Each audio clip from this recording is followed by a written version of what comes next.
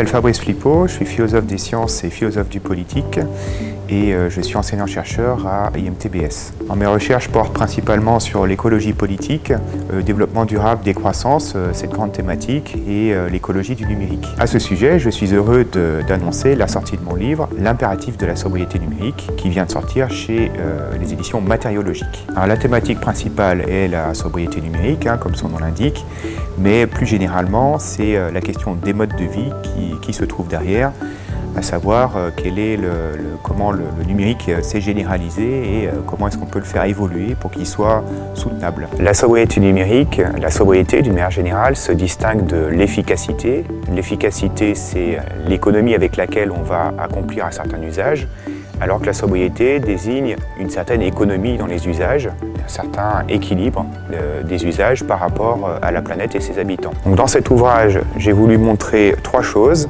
La première, c'est que l'Internet ou la numérisation, d'une manière générale, a plus à voir avec la logistique qu'avec Wikipédia. C'est-à-dire que des entreprises ou des plateformes, comme on dit, comme Amazon ou Uber, sont plus caractéristiques de la transformation numérique que Wikipédia, donc les contenus médiatiques. Ça, c'est le premier point. Le second point est que le numérique accélère la consommation, accélère la productivité de tous les secteurs et donc facilite l'augmentation de la production et de la consommation, ce qui a un effet évidemment plutôt négatif sur la planète et sur ses habitants. Ça, c'est le deuxième point.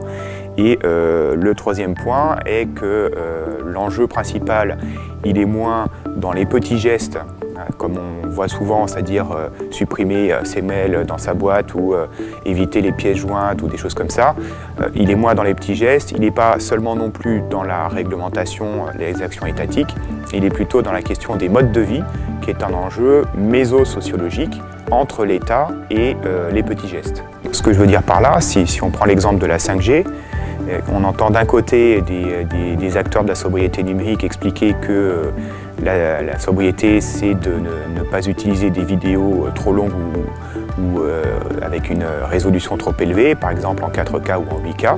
Donc c'est un ensemble de petits gestes. De l'autre côté, on entend d'autres prises de position sur la réglementation et sur la nécessité de réguler ces résolutions, peut-être interdire la 8K ou la 5G qui lui permet d'exister.